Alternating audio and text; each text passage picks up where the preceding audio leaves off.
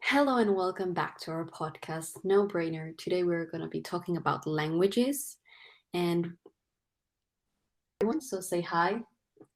Hello. Hello.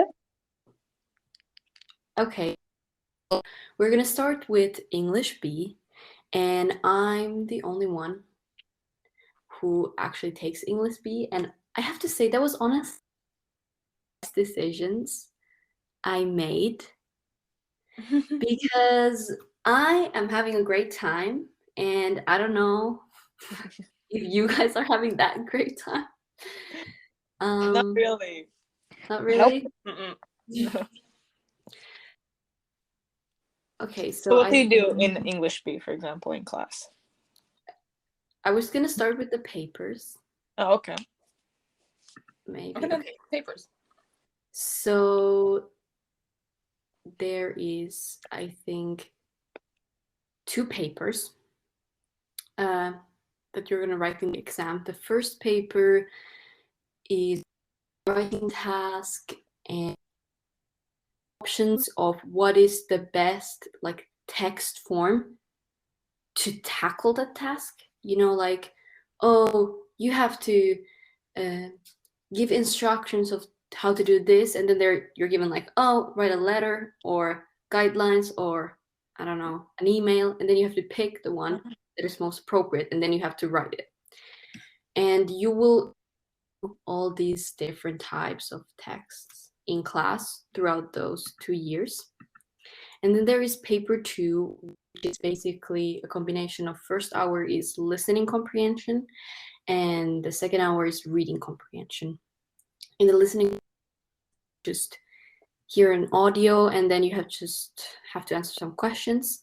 And reading comprehension, I think they changed it and now it's just 3 texts. It used to be 5, and then you just have to answer questions about them. So pretty straightforward. You have the internal assessment, individual oral. English, this is kind of hard that you have 20 minutes coming to the exam. You're given just an extract and you have about 50 minutes to make a presentation out of that. And then you have 5 minutes to practice it. You have to go and present it to an examiner. So I think that's kind of stressful, and that is very different from the English A, individual oral. And I don't know, maybe it's kind of hard because you cannot prepare the presentation beforehand because you don't really know the extract you're getting. So it's kind of stressing when you're preparing it. And right now, in my class, we're actually preparing for the IO because we will have it at the beginning of December, I think. Oh, that's close. That is. Yeah. I think you have it at the same time as us. Yeah. Okay, fair enough.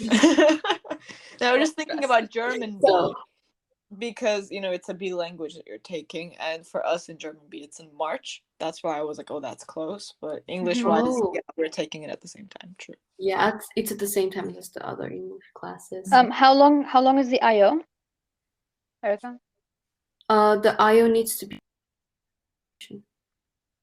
5 minutes. Wait, I have a question. No. Can it be whatever extract, or is it like from? Wait a minute. What am I saying? It's 3 to 4 minutes, I think. 3-4 minutes? 3 to 4 minutes. Yes. Oh yeah, 4 minutes. Yes. Mm-hmm. About what? Like, is it anything? Can it be like, oh, this is a letter or something? Or is it like a book extract? Oh, it's a book extract. Yeah. That you read before? You read? Yeah, a book that we read during. Oh. Yeah, and actually I think we get 2 choices. Like there is 2 possible from 2 different books. And we kind of know the books too. So, you can practice and just read the book several times and take random extracts and try to link it to. And in the individual oral, it's like, okay, so it's 3 to 4 minutes. Yeah. But they recommend making it like, for at least our teacher does. You have makes sense. 30-second introduction, conclusion, and in the middle, 1 minute and 30-second patty paragraphs. And those are always linked to maybe a character, a theme, or a symbol that comes up in the extract. I have to say that sounds more stressful than ours. I know, and like, you know what I'm questioning? Like, Erica speaks English so well and so fluently, and like she's stressed about this, and me and Maha need to do this in German. Like, I'm like, where does this connection happen exactly? So I think in English wise, it's a bit more easy to plan maybe, or a bit more easy to at least present, because you're gonna run out of words, obviously. But for any other language, I think it's definitely like so much harder. Yeah, no, we're definitely going to die for German. I'm putting this as an expectation. I'm like, I've calculated all of my grades because I know I'm getting a 3 on that one. So let's see what I need to get on the other papers to pass. I feel like you guys are gonna be better than that. Better than 3 at least. Yeah, it's probably gonna be around a 5 for me. Solid. Okay. Anything else for English? Yes. Still something I would like to add. So, if you are considering taking English B, or if you want to take English A, that decision has to be made in, I think. No. No? It's in December grade 10 that you get introduced to it. Like, we live in Europe, by the way, so not that like summer, December things. I was thinking, like, one of my friends who came at the same time as the school, and we used to have the same kind of English. We were in the same English class. And at the end of, was it grade 10 or grade 9? I can't remember. But she made the choice that she wants to do English A in IB. So she moved. She did that at the beginning of grade 10. Yeah. So she moved to the English A class 1 year before IB, so she could survive the IB program. So that's something you should think about. True. Also, you can't go down. Like, you can't go down. Like, you can't be in like a native language class during MYP and then like drop down to a B during you IB. can. You can actually do that, because one of the people in our class did that because he had not such a right. We actually have a person in our class. Or was it the other way around? Can you not go up? I don't think you can. Something like that. Okay, you can't go up. That's why I was saying, like, 1 year before. Maybe you have the to thing make a is, decision. it depends on the guidance that your school gives you, because I had a lot of people, like, like me and Greta were initially in a B class, and there were like a lot of people who wanted to definitely do English A, even though it wasn't recommended to them. And that's what like Erica is saying, that they moved to class like prior to DP, so they at least get accommodated to it. But it usually like, I'm not sure if other schools do it or if there's enough guidance for that, but that's like an important aspect to consider, because the class difference is quite big. Yeah. And like, the difference between this girl who then decided to go to English A is that wanted to study maybe in, like, potentially in UK, but I knew that for my university, I kind of always knew I wanted to go back to Finland. So it didn't really make sense for me to make it harder torture myself and take English A, because I know I would get better grades in English B than I would get in English A, obviously, and it would be less work. So I think English B is a great choice for people who exactly know where they want to go to university, and they know that they don't necessarily need English A. Because I think English B, it's very manageable. You don't really have to, if you actually listen and just do what your teacher tells you during the class time, I don't think you don't really have homework. You don't really have to do anything outside the course, except maybe when you're preparing for exams, and of course, like, reading. On to English A. Yeah, let's move on to English A until Erica comes back. So for English A, let's start off with like the basics, I think. So the difference between there are 2 classes for English A. There's the literature class and there is the non-literature class. So let's start with not language and literature class. But it's basically non-literature. It is kind of, yeah. Yeah, and okay, let's start with literature since it sounds the word is shorter. So literature, people, tell us. And it's so much better. So like personally, I was in between both classes because I think in grade 10 my English grades weren't bad, but they weren't like so promising as to I'd think, okay, you can give me like any like literary text and I'm gonna be able to analyze it so like thoroughly, so nuanced and stuff like that. So I was like, maybe I should choose something that has more logic to it, like the language and literature class. But I stuck with my initial choice, and I think I'm very happy with it. It's first of all, it's a good. Yeah, like the books that you read, of course, they depend on like the choice depends on your teacher, but at least like they're interesting and there isn't any much homework again. Greta, like we don't have it. No. Thing. And you can like one. Yeah, and if you're HL, you can choose a book that you want to read in the course of the year, and you have the HL essay that might help you. I think the biggest problem with the literature class is the papers, because a lot of people are not able to score a very high grade for a very long time. Yeah. Hello, people. I just got thrown out of this meeting. Yeah, okay. It's fine. So we were talking about like the work for literature class. Yeah. And Greta, you'd like to like introduce the papers and how they were for you? Sure. Okay.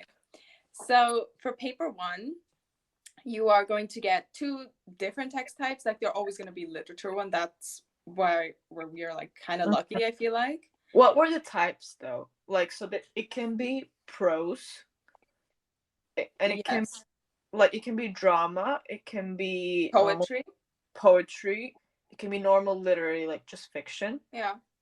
Or nonfiction, then like memoirs. Memoir, travel guides.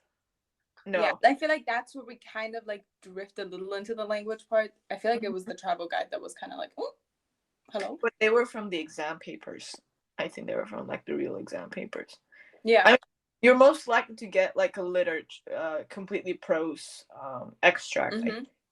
So, but just keep in mind. I feel like so you're not analyzing visuals. No. You're not talking about the contrast and the lighting. And I'm no. very happy I don't have to do that. Okay. So what do you do in paper 1? So if you're standard level, like you can choose between the 2 extracts that's given to you. If you're higher level, you don't get to choose. No freedom. Yeah, you kind of have to do both. Yeah, and standard level has 1 hour 15 minutes, and higher level has 2 hours 15 minutes. Yep. To do twice as the work, so that 15 minutes is stolen from us by the IB. But yeah, I don't know why. Like they could have just given it. No, but honestly, it's quite a long exam. Like, yeah, it's quite a long. But paper. The last one I did finish before, so I was like, I don't know how I did that was good. I know. I finished after 2 hours. Yeah, so usually what you have to do is in the introduction you have to identify the text type. Then you need to find stylistic features. You can either go and build your paragraphs around ideas that you find answering the question. There will be a guiding question for you, or stylistic devices. Or if you don't like the question at all, you can write your own one, which is a bit interesting. I think that I don't know if anyone's ever done that. Because it's risky, like if you don't phrase the question properly and if there's not so much material supporting that, like most likely IB will give you the best question possible. Yeah, but no, hope. At least hope. Yeah, no, they don't. That's why they give you the choice to change it. That's why they're like, we know we suck, so make up your own. No, but I mean, in literature, like it's mostly the best. So talk for your own class. Okay. Listen, our class is still better. I'm telling you to start over so I can, like, ease in the actual interesting class, which is language and literature. But okay, continue. Keep going. No, keep going. It's fine. Wow. Like I started with a 5 in the class, and I think it's not easy to predict what you're gonna get, and it's not easy to No, self not at all. like how good you wrote your analysis.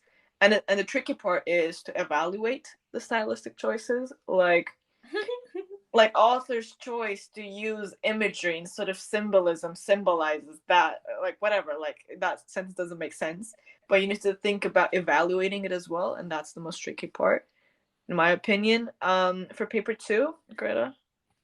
For paper 2, it's gonna be the comparing of 2 books that you read.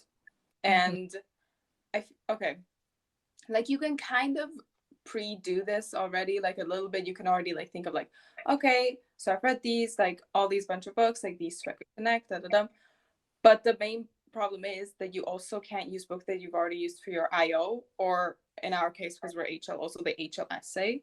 So you are going to lose 3 books like that, like gone. And then also you cannot predict what like set of questions you'll get. IB, so you need to have like some sort you also choose there, right? The question. Yeah, you also choose. There are 4 options or like something like that, and then you have to be a little bit flexible. You can use the book that's used for your mock, which is good. But again, you know, for example, I'm using one of the HL books that we read for my extended essay, so that means I'm losing 4 books that we read. And the other, the ones left aren't necessarily the most amazing, like sophisticated piece of work. So, I know. We have some questionable books. I know, but you guys also read more books, so that's another thing. Yeah, it's about 13 books. Yeah. Yeah. Okay. And like for us, the paper 2 is the exact same thing for you, like for you guys. It's completely literature, so 2 books. Oh, cool. And Maha takes in literature, just making that clear. So I took language SL as well, yeah. So listen, I'm gonna tell you why my life is heaven compared to theirs, okay? So want to talk about the HL essay, just like by the way, because I'm not HL, so I know nothing. Oh, so the HL essay is about 1,600 words maximum, I think, and you choose a book. It's basically writing like a mini extended essay in English. But like, yeah, and you can get feedback on it, and you can work with your teacher. So I think it's a good. Yeah. That's a good like saving your grade. And it's about okay, so just a comment. The grade boundaries for SL and HL are very different, and every part of their assessment is a fifth of their grade, whilst for SL it's like, for example, your individual oral, for them it's 20%. For SL it's 25 because we don't have the HL essay. And so yeah, just keep that in mind. We do more gambling in our area. But if we're going to talk about the language and literatur, it is less, not less work, but just less reading. Yeah, it's less reading, but it's also more free. So what does that mean? Yeah, what? Wait, okay. Wait a minute. Well, Maha, so for language, stop pretending that you enjoy that freedom, because after every assessment, I hear you complain about not being able to analyze a recipe. Yeah. No, but listen. No, this is okay. Wait, be quiet. It's 2 against 1 here. Okay, I'm a disadvantaged position. But wait, for language and literature, we also have. So let's start with like the basics. So paper 1, yeah, is where they give you the unexpected like works that you have to also analyze, big features, the same thing kind of. But for us, paper 1 is 1 literary like extracts, which would be like a poem, like, by the way, like song lyrics are also considered poems, so it's also a literary work. A book, an extract from a book, whatever, yeah, something with literature. The other one would be language and literature, so it may be an opinion column, it may be a website, it may be a comment section, it may be an instruction manual. Yeah, they go crazy sometimes. But you're going to have to so I'm SL, so like I get to choose which one I take, yeah. And I chose this class because you can like see which one you would thrive in from your MYP grades and what you have done like what essays you've written and which ones you've gotten higher grades in. I tend to get higher grades with like opinion columns and things that are non-literature. I cannot analyze literature. I just can't. I can't say the author uses imagery to portray his love because he's blue. Because Like I you- can't say that. That's I have to have some. Maha, there's a reason for that. You need a soul to Yeah, analyze. exactly. So I don't have a soul, okay? So Thank you. and another thing is that for language and literature, we also have like different stylistic features, different ways of phrasing, like, and different ways to analyze like each extract. This may sound overwhelming. That's how they introduced it to us in grade 10. Oh, like, oh, language and literature has more text types and you have to learn more text types. Like, you cover them all throughout the year. Okay? You cover them all throughout the year and you get so many paper one, like, practices. I remember we were doing more paper ones than you guys were doing. Okay? So, Definitely. be quiet. Yeah. So, that's a good thing because you get a lot of feedback, but it's more work in that, like, kind of sense. So that's kind of for the paper one. The time and the like the time you need to finish the paper and everything is the same as literature class. For paper two, it's identical. You have 2 books that you cover during class and you analyze them. And the thing is about paper two is that the only thing they give you is a guiding question. Yeah, you're not allowed to take extracts with you. You're not allowed to do anything there.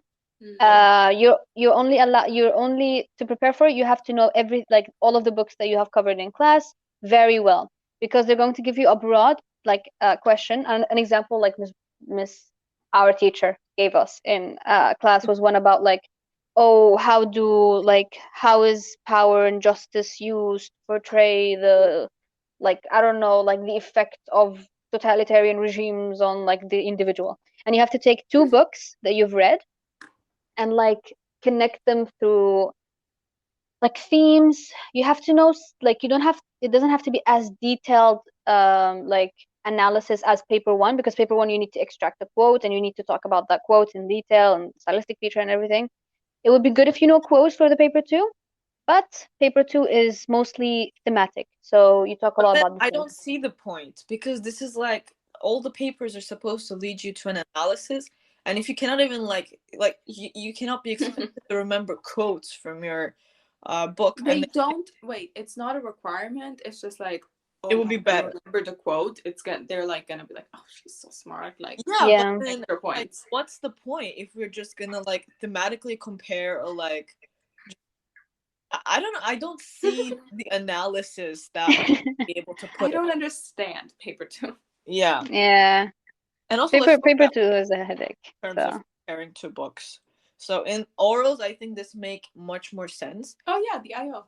Yeah, because for our class in literature, you need to choose a global issue, and see the global issue is I feel like an addiction IB has at this point, but they basically want you to think of a topic like the negative impact of oppressive regimes on education or something like that.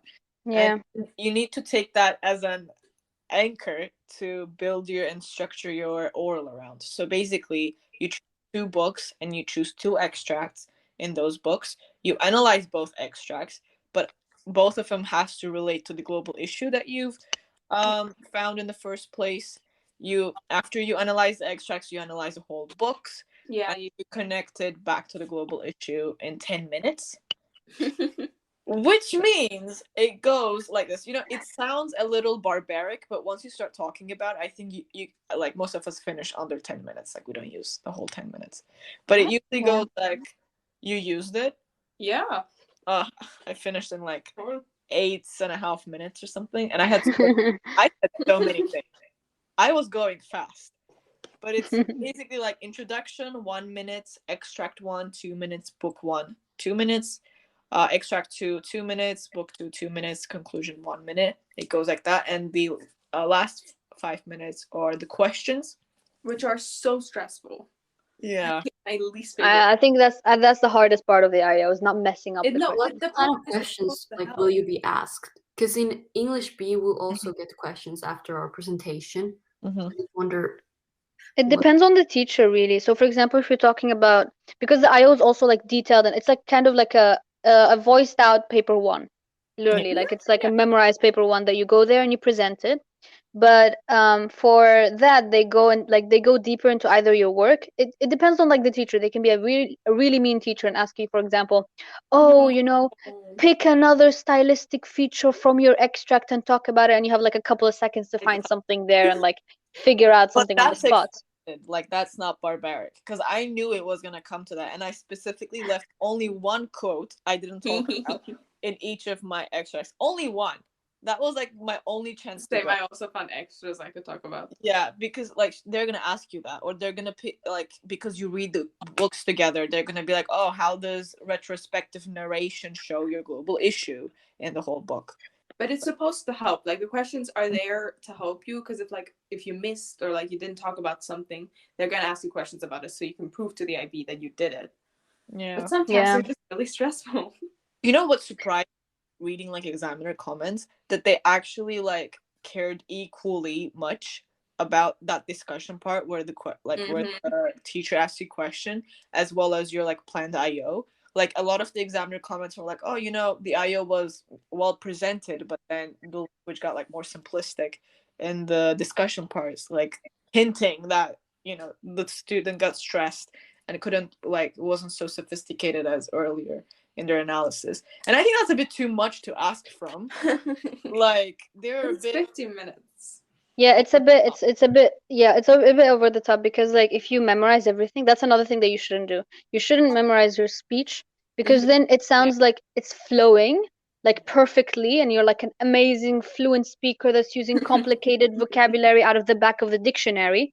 But then when it gets to the questioning, like you start to stutter, you're nervous and everything, so they know you've memorized it, and that can bring down your like language and like organization as well. also So to use a register or a tone or a voice that enhances the oral. That's literally how it's in criteria. it's so stupid. It's like we're gonna stress you out, so and you need to enjoy it. Like what kind of No, yeah, psychopathic exactly. torture is this? No, it's more like I want like the IB examiner saying I want to enjoy listening to your oral. Well, I didn't enjoy delivering it to you. Yeah. So, like, why should you enjoy listening to it? It's so stupid. Like all of the English teachers diss the examiners. Like my teacher keeps saying that they're making up these rules after they're having like a drinking party at some dinner. Because like it's so stupid. Like the things that they come up with on the spot. It's like, oh, he needs to like this person needs to like sound like they like what they're doing. Well, they don't. Like what is this? What is this about? You get Because 10 minutes of pure stress and it's like, oh, but he sounded stressed. Like what? Yeah, great. They're doing that because they have to listen to like 50 IOs in a day. And they're getting paid for it. Pay attention, but they're not going to pay attention if you're boring. And who cares? That's your work. I wasn't paying attention making it. You know, is not like a corporate system that's trying to kick you out. We are students. We are 17 old. Like you have to listen to my oral, and you don't have the privilege, because I see some examiner comments. They're trying to be like baddies. They're trying to be rude. Like you're treating this piece of work that a 17-year-old produced with about like 5 hours of work minimum put into that, and you're looking at it for 20 seconds and you're saying, oh, this is not the best work I've ever seen in my life, so I think I'm gonna give you a 5. Exactly. And like it depends from an examiner to another. Like we like my teacher showed us an example that like with one examiner it got full marks and with another examiner it got like a 5 or something. And it was like it's so stupid. Like what am I supposed to please the entirety of humanity? Like I can't do that. Like I would understand it if it was like, for example, you were supposed to give like a political speech or a presentation, or you had to give some opinion or something. Yes, because like in the future, if you ever get into that, you would need to sound entertaining. But an IO, I will never sit in front of 2 books and be like, okay, let's connect these for 10 minutes. Like, what is this talking just about? add an accent and they will love it. True. Yes. But then they may hate the people of that accent. So then I'm not good. I can't do this. You know what I saw? like I was looking at, but this was for extended essay, but I was still looking at the examiner comments of the previous people in our school that did their extended essay in English. And, you know, the examiner was like, excellent understanding and knowledge of the extract, insightful analysis, beautiful evaluation, specific terminology. And then the girl got a 6. What?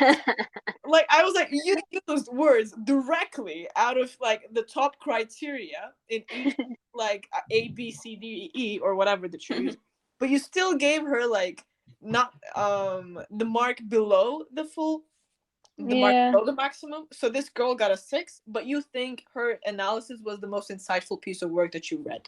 Yeah. It's basically like we don't give you the 7 unless you like blow our minds with something we've never heard of before. Like, you've read this book 17 times. You've probably graded it 20, 100 times. I'm not gonna give you anything new. Like, leave me alone. Yeah. And some examiners are better, but I'm just saying that there is this form of strictness. It's not even strictness, it's just stupidity. It's idiocracy. That's if you have to do IB, that's what you're going to have to go through, period. Suck it up, stand there for 10 minutes, do it, answer the questions, and that's it. You know, like you can mess up the IO, whatever, who cares, yeah? But like the things that you cannot mess up is the paper 1s and the paper 2s. And by the way, the IO is one of the assessments that, like, if you choose like for us, if you choose like a book or a non-literary works that you've covered, then you cannot choose it for any of your like other assessments. Yeah, for us too. But basically the gist of this class is that it's very hard to get a 7, and if you're taking English A literature or language and literature to get 7s, don't. Like, just reduce your expectations. As the voice says, 0. Because you think you're gonna start off up, but the grading is so different from MYP. Yeah. Like, put you to the bottom. Yeah, honestly, I had 7s in English. Guys, I had 7s in English. And now? And now I have 5s. What the hell? I can't leave that boundary. But anyways, whatever. Who cares? But like for language and literature, that's the thing. When I was talking about the freedom, like freedom of choice in here, yeah. You get that for the non-literary for the most part. So our teacher was nice, yeah. And she, after we read the books you don't get a choice. But after you finish reading the books, you have to cover a non-literary that like matches each book that you do. So we did cartoons, we did opinion columns, etc. But you reach a point where she like tells you as a class to like choose your body of work that you want to cover as a non-literary body of work. You can go through any thematic thing that was mentioned in the book. So for example, for us, we read Macbeth by Shakespeare. I think that's famous enough. I think people would have covered it. And one of the themes was like politics and power and justice or whatever. And we picked as a class, like it was a choice between like JFK speeches or political or like political opinions in opinion columns. And we did that, and we can choose these for our orals. We covered it all as a class. We like analyzed everything, so we chose that. Yeah, that's the only thing that is like that's a good plus. That's a big plus for the language and literature. And also, it's good if you don't want to do like law or anything that's like terminology heavy, like the literature class. If you just want to go into marketing, if you want to go into like multimedia type of careers, then it's language and literature. I mean, I can't. The only like good side or advantage of literature class that I can see from law is the argument making, because you really draw the difference between summarizing a content and making an argument about it. But other than that, like the terminology that we use is very like literature specific, and I don't think it's gonna be. It will be useful for anything else. But let's start talking about German A. Let's switch to German. Yeah. Which languages? Yeah. So Greta is our beautiful German native speaker. So language or literature? Or it's both? Language and literature. Yeah. Okay. I wanted to do literature. I really did. But I was also the only one in my class that wanted to do it. And they weren't going to give me a solo class. Oh, and you're SL? Yes. Which I am very happy. I feel like Maha. Just thriving, being able to make choices, living my life. But I feel like the course for Germany is very similar to the English courses in some way. Like our exams, the paper one, it's the same thing. We get like newspaper columns, something like that. We don't get recipes, instruction manuals, anything like that. It's very much journalism structure. I don't know what you guys are getting, but it's very journalistic. And then we always get like a book extract. Usually, that was our teacher so far, but then you might not get it. Like it's not a requirement for us to get both. And for the paper two, it's the same thing. You read the books, and then at the end you get the questions. You choose, you write, and compare the two books that you get. But I feel like our teachers were either helping us or putting us in a very difficult situation because we are only reading two books, and we can only compare those two books. Wow. Like, they are fully preparing us. Like, we're gonna know that book by heart. Those two books. They're gonna make us remember like quotes from it, and are gonna prepare us this entire year until the paper two with just those two books, so we fully understand them. Because in the beginning of grade 11, we read one book, but no one remembers that. Like some people use it for their IO, but I don't know. But then, like, can you use the books more than once? What are you doing? We're only using. They give us those two books. Yeah. We learn them just for the paper two. We're not using them. Oh, okay. Okay. But you're reading more. You're reading more than two books during the course. What do you mean no? Okay, so basically in grade 11, our focus was the paper one and the IO. We read one book at the start of grade 11 in the first month. Then that was it. We moved on from that. We watched TV shows, then we did poetry, and then we did the IO. So we had enough to have non-literary stuff, which was like a TV show, any journalism extracts or advertisements you wanted to do. And then we had the literary work of either the book that we read there or poetry. I chose poetry. I see. And that was it. We finished the IO in grade 11. We're done with it, and also had the like paper one practice done. So in grade 12, we would only focus on the paper two with the two books that we're reading now. So like, what if the questions that you get do not match these two books? Well, you get multiple. You're just gonna have to choose the one that matched the two books. Oh, okay. So wait, this is specific to our school. I think this is because we did switch teachers, and it was easier to have the second teacher that we weren't used to yet to just focus on the paper two. Like this is very much our school. Otherwise, we would be doing it similar to English, with like many different books. But for example, like what's the genre of the books that you're reading? Like, what kind of concept do they fit into? I'm gonna be 100% honest. We're halfway through the first book. I don't know what is happening. It's about a serial killer who has absolutely no emotions. I can't figure out anything. The only paper two practice questions we've done were all like regarding like, oh, how does he not show any emotions to humans? Not fun. Okay. We don't know yet, but that is it. That's what we're practicing it. And with the IO, same with Maha's. One literary work, one non-literary. Compare. It's fine. It's the same 10-minute structures, same structures with the 1 minute. The only thing that's very different, which our teacher made very clear and very much stressed me out, was that for our outline and the bullet points, we were allowed 10, but only one line. Because for German, apparently the examiner actually gets the bullet points so that he can see them. And we weren't, like our teacher really told us, don't write anything that was really going to help you. Only write the structure and like what you want to put in parts of it.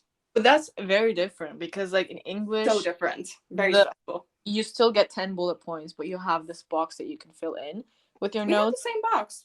Same thing. Yeah, but you can write anything you want in there. You can write apart from I think full sentences, like you can write pretty much sneak a sentence in there. Yeah, you can pretty much write everything that would help. But to be honest, like it doesn't really matter because for English they don't get, or at least for like the time that we are doing this podcast in, they're not getting the bullet points for that. But this may change, right? Because then then your global issue, you can only like vocally say it, and they're not. And I think it's added to the extract, but usually before they didn't get it, they just heard you say your global issue once. And if you repeated it, then good job, they'll probably remember that you talked about. If you didn't, then, 0. Yeah, but that was not good. You guys Makes also sense. have a global issue in your orals. Hmm? You guys also have a global issue in your. Oh yeah, you make it up the same way in English. It is the exact same course that we're doing in English, just in German. What's... And like compare the difficulty since you're in both English A and German A. Mm-hmm. The difficulties? Yeah. Difficulty and like differences in like the class in general. So for example, how easy is it to Oh. score a 7, for example, in your class compared to English? Okay, I feel like for SL, it is so much easier to get a 7 or even like a high 6 than it is in English for the A language. Like HL, I feel like has the same difficulties, but there again, our paper ones are still easier than they are in English. I feel like there wasn't that big of a change or a shift from MYP, and even if there was, we learned the differences very early on. Like I feel like for the paper one, there wasn't big change, which is I feel like really good and really helped me. But paper two, I don't know. Paper two is I'm struggling. I mean, and your mother tongue is not German. You've learned German. Yeah. School. Like in a German school, basically, like, right. Mm-hmm. So it doesn't necessarily mean that you only like Austrians or Germans or Swiss are able to take the class, but No, like I feel like a mother tongue course, unless it's an outside of school course, if it's like language that your school offers, you can do it even if you're not like fully mother tongue. I did have like a few difficulties, but they were mostly still in grade 10. My teacher helped me; she was very sweet. Okay. But I feel like in IB, it's okay. I feel like it's very structured. It's a lot more structured than our literature class because we have just like books everywhere. Here I have like very minimal choices, which is kind of good. The German mentality incorporated into but the thing is about like languages is that it's very like you can say this about all subjects, but specifically for languages, it's all about the teacher. So the teachers choose the book. 100%. The teachers help you throughout the whole like structure of introducing papers. Because like for example, for us, we were introduced to paper 2 like very recently, and we were like at the end, towards the end of grade 12. And we haven't written a paper 2, by the way. And we haven't written one yet. Like ours is like due next week or something. We have one yet. But yeah, it's like it very much depends on the teacher and like the works that you read. And apparently like in languages they have like an entire like list of authors that the teachers can choose from. Yeah. And like a list of books, which is like really weird. Like I would rather them have like a single like sheet of like classics that they want like each language to cover instead of, because like you get one generation reading something classical and then the examiner's going like, oh, we would like a different movie today, we don't want to read the same thing over again, so let's teach them something else. Now back to you guys. German B. I almost chose it. Should I talk here still about Finnish A? Oh sure. Yeah. Go ahead. Yeah. Let's stay with the A languages first then. Yeah, that's what I was thinking. So I have Finnish A lit.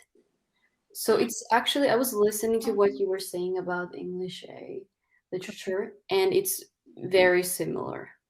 I mean, our paper 1 is a guided literary analysis, so I will have one literary extract from a book. It can be a short story or something like that. And then I will have one poem. I know that these are the 2 types of texts I will have. Oh, interesting. Yeah, and then I have comparative essay. Then I can choose 2 works that I will write an essay on, then the higher level essay, and then the internal assessment. And like Maha said, I completely agree with her that with languages, it really just depends on the teacher that you have. And that will determine how well you will do. And I was lucky enough to have a very good teacher who has taught IB before. That is very important. If you're going to get a teacher outside of school, make sure that the teacher is familiar with IB. Because even if they teach in university and they don't know the IB curriculum, that's going to be a problem. It's actually ironic that like a teacher who teaches in university would like give you a higher mark than IB gives it to you. So. Honestly. Yeah. Like, and because I was the only student in the class, I get to pick the books I read. Of course, I have to Oh, ask my teacher. Yeah, I have to ask my Yeah. teacher, and I also came up with my three, like the global themes, mm-hmm. global issues. But they have to get approved by my teacher. Of course. But that's really nice for me because now I'm really reading works that I'm actually interested in. Of course, my teacher will sometimes recommend me some books, and yes, the book list and the author list, we got sent that, but actually not all my books are from that list. And my And teacher can was I like, ask something? Like, yes. are the books that you read originally written in Finnish, or you combine it with, like, for example, English books translated to Finnish? Oh yeah. Okay, so there's actually a rule. So you need to have at least, I think, at least 5 originally books written in Finnish, and then minimum, I think, the same 3? 5 translated works. And Really? I'm reading 13 books Wow. in 2 years. So Okay. there, I know that how we're leaves supposed to do room. the same thing in English, but we're just not. Yeah, I think we're at, like, barely. We didn't make it to 10 yet, I think. No. We're at, I'm like, reading seven. I think my 12th book right now. What? Yes, I'm almost complete with all my books. And yeah, I don't really have But anything. for like for Finnish, I mean everything. I mean you're taking an A language, so there's Yes. nothing more that we would add here apart from the fact that you're taking it outside of school. So how is that? How's that going? Well, like I said, it's going great. Thankful to my teacher who is familiar with the IB, and Mhm. she's really nice and, lets me actually do topics that are very interesting for me. And what is really beneficial is that if I feel like I need practice with paper 2 or paper 1, I can ask her and she will give me a practice one, and then I can write it at home, and then she'll look at it and give me feedback. So that is, Oh, that's so nice. I know, so I That can is Yeah. do like a private little as many lesson. repetitions kind of as I like. But then that's the thing with like for me, the reason I didn't take like my language outside of school is because I didn't want to be the only one in class. Is that a good thing to be like to have very little amount of people in one class or one-on-one? How is that like? How is that compared to like having an entire full-on class scheduled in school? So of course, when there is just you and the teacher, all the attention is going to be on you and Mhm. kind of your needs and what you need to improve on. So the course becomes very personalized for you. Like, if my teacher notices that I'm making constantly the same mistake in my analysis of a book, then we will have, a class focusing on that issue, and it will help me improve it. So I think that there's a radical difference. And for me, I would Still, say yeah. having just you and your teachers obviously just better for you and Is easier it for you. faster? Do you see it going like at a faster pace, or Yeah, is it we normal? have covered now 11 Yeah, books they're and books. faster. So like, yes, I would say that it is of course Mhm. faster because there is not really too much of just focusing on anything else but how to pass the IB. Or I pass my Finnish exams. And I have to say, my Finnish is not great because Mhm. my Finnish was very weak when I left Finland, and then I had a 2-year break where I didn't study Finnish, which was kind of bad, and made my Finnish even worse. So I think this was the right option for me. And yeah, I don't think for people who are scared of having just alone lessons with a teacher, I think it's really depends on the teacher again. So just try to get a really nice teacher who knows the IB, and you're good. Because me and my Finnish teacher, I think we have a great time during our lessons, and she's very sweet. I And love how much fun you're having. Like, Yeah, we're we're suffering. How like another question is like how do you fit it into your timetable? Oh, so I just have it at the same time as you guys have German. Okay. Or Is doing it like free periods, because like you will obviously have some free periods because you only have 6 subjects in IB. So I can just put it to those. Yeah. Nice. Okay. Oh, and another difference is that because I'm taking HL, usually it's 4 hours. But if you have just alone lessons with your teacher, you only need 3, and that's really been It's working. very annoying, guys. She has a lot of free periods. Yeah. Yep. Generally don't like Erica's absolutely stunning life choices because we don't have those. She's living the life, Honestly. honestly. But No, then I but would it was still be great. struggling even if I took her like her exact same subjects. I would still be struggling History? because I No way. procrastinate 24/7. Yeah. No, you wouldn't. You're not struggling now. You just complaining about your suffering. That's different. I have no okay, but like listen, if you're gonna give me a 4,000 word essay to write and 3 years to write it, I will still do it a week before it's due. You can't That's tell me that's not a disease and problem. mental illness or something. It Yeah, has that's to be. a problem to me. Yeah, it's a problem. Do not procrastinate, okay? I think that's another thing. But for English, it's fine. For English is one of these subjects where you're like, if you're not on track, you can still get on track in like the last week. You'll be Okay. Yeah. More of a skill that you develop, right? Something that you can You like develop it in the first year. Yeah, and I think that's the hard part. That's the tricky part because not everyone obviously you'll understand the implications hidden in the text with the stylistic devices and all that, but not everyone has that skill to put it out so explicitly and so like evident to someone else that's reading it. And also like that insightful bit, you just need to kind of not personalize, but I don't know, kind of engage emotionally with the text. And at least that's what helps me to think about it and then put yourself in the situation and then, a little bit go more into the psychological side of like what's going on. Because for us, like in literature, there's always this humane element.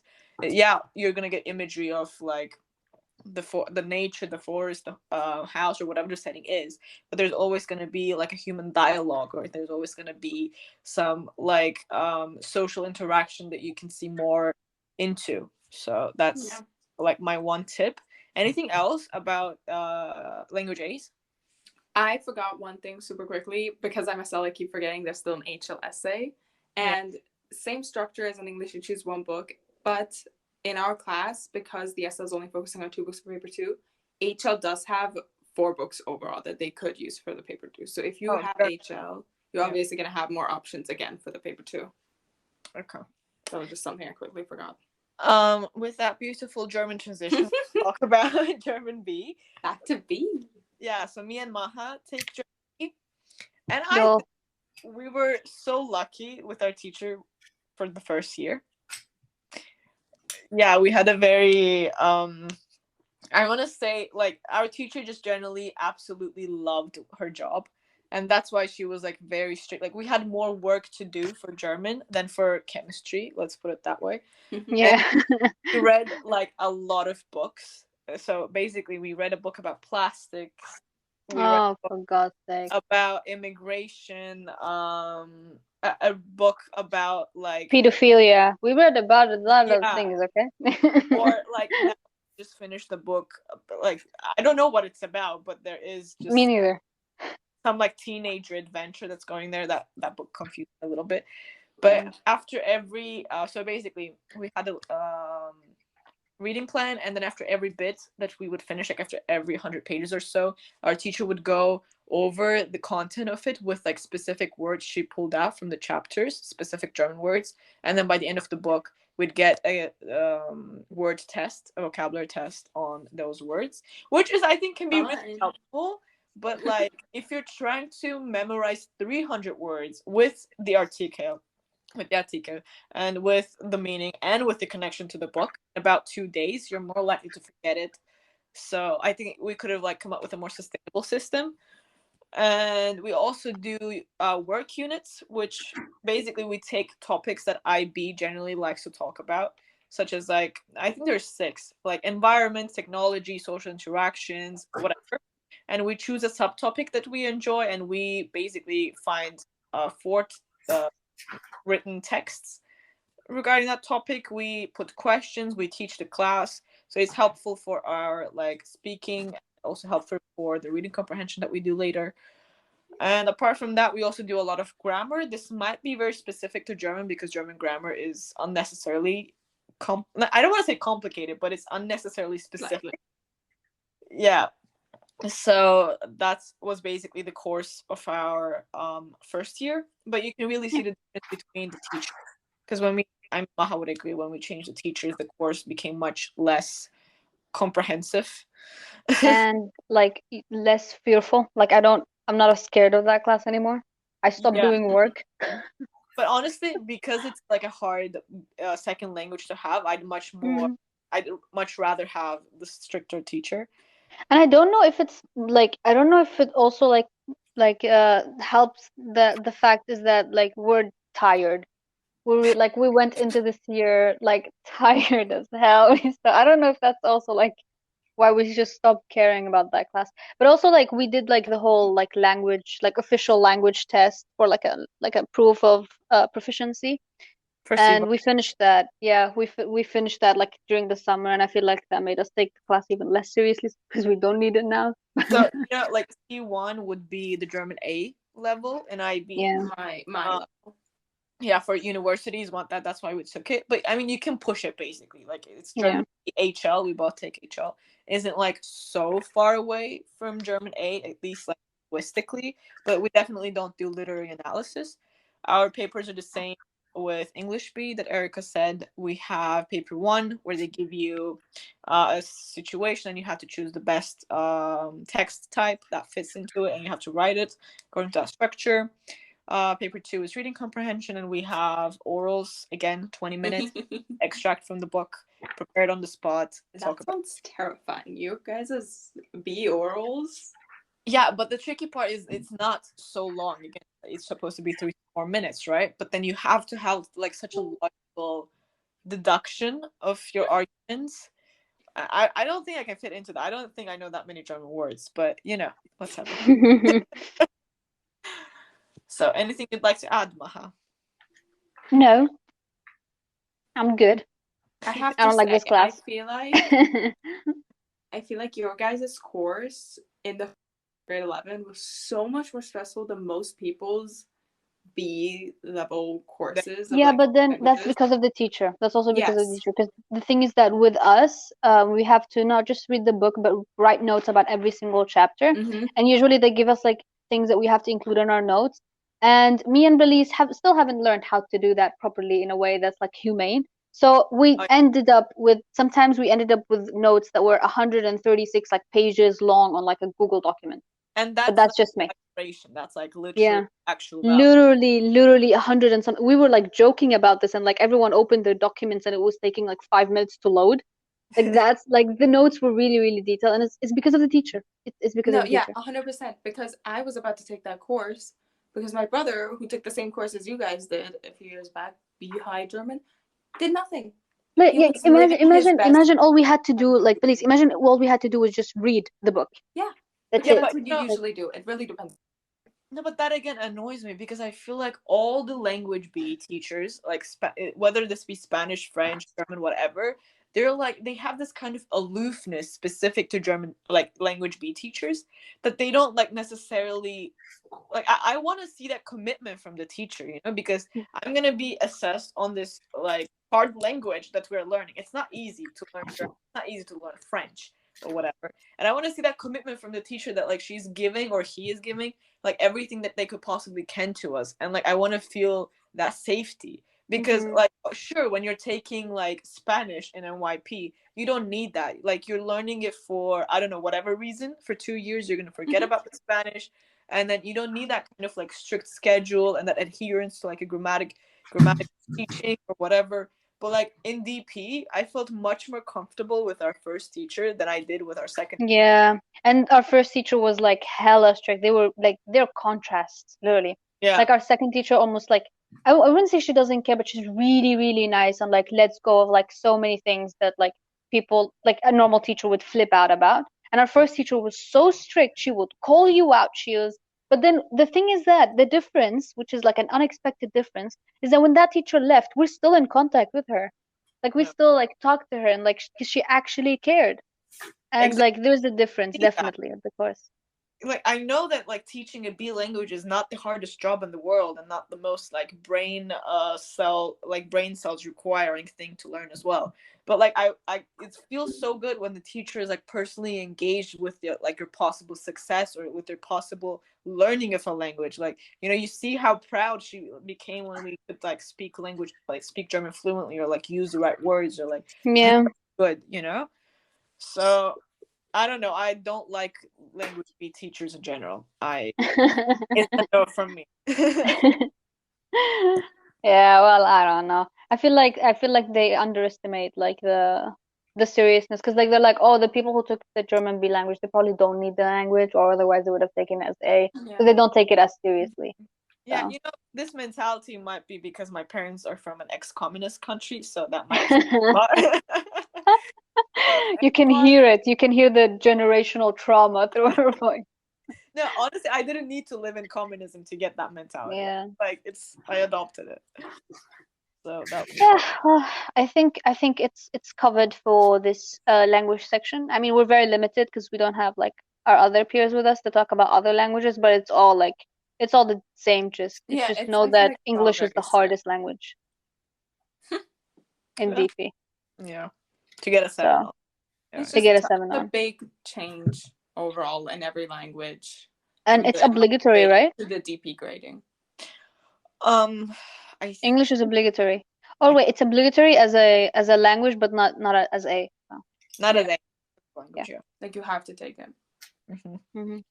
And also keep in mind while choosing your language options, like what universities require a few. So that's and what level. What level exactly. And I think that's about it. Yeah. Thank you for listening. And Erica, are you still alive? Yeah, honestly, is Erica still here? Are you okay? It's cool. She's probably like reading her book or something. She doesn't. She is working. Yeah. Then see you all in the next episode. Well, bye-bye. Bye. See you guys later.